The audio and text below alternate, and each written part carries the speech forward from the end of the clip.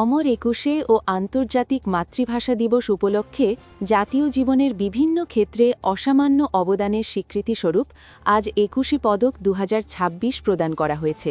প্রধানমন্ত্রী তারেক রহমান ৯ জন বিশিষ্ট ব্যক্তি ও একটি জনপ্রিয় ব্যান্ড দলকে এই সম্মাননা তুলে দিয়েছেন। বৃহস্পতিবার সকালে রাজধানীর ওসমানী স্মৃতি মিলনায়তনে আয়োজিত অনুষ্ঠানে দেশের দ্বিতীয় সর্বোচ্চ বেসামরিক সম্মাননা ২১ পদকপ্রাপ্তদের হাতে তুলে দেন প্রধানমন্ত্রী। অনুষ্ঠানে প্রধানমন্ত্রী বলেন, শিক্ষা, গবেষণা এবং শিল্প সাহিত্য চর্চাকে রাজনীতিকরণ কখনোই সভ্য সমাজের পরিচায়ক নয়। তিনি জানান, জ্ঞান বিজ্ঞানের সব শাখায় দেশকে এগিয়ে নিতে নৈতিক মানসম্পন্ন উদার গণতান্ত্রিক রাষ্ট্রব্যবস্থা গড়ার লক্ষ্যে সরকার কাজ করবে।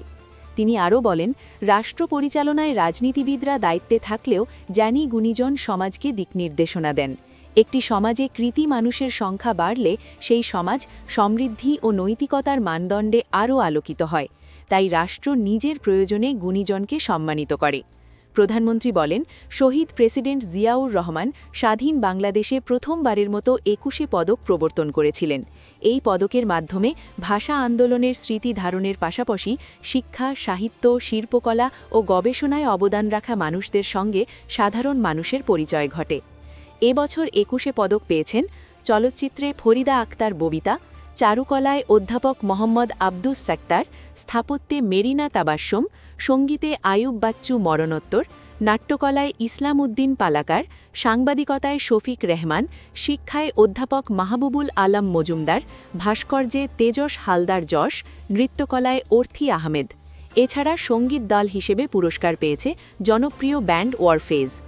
মরণোত্তর পুরস্কারপ্রাপ্ত আয়ুব বাচ্চুর পক্ষে তার স্ত্রী ফেরদৌস আক্তার চন্দনা পদক গ্রহণ করেন। ওয়ারফেজের পক্ষে দলনেতা শেখ মুনিরুল আলম পুরস্কার নেন। ২১ পদক ২০২৬ নিয়ে আপনার মতামত কি?